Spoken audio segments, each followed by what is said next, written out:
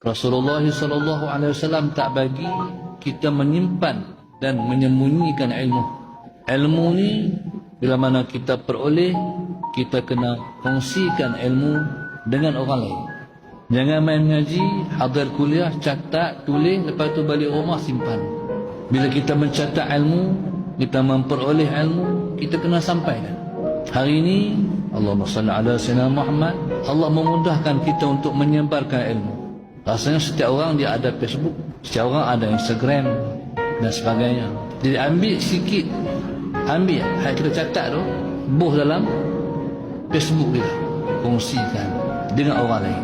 Dan cara nak buat tu kita boleh buat dengan pelbagai cara, ikut kreativiti kita.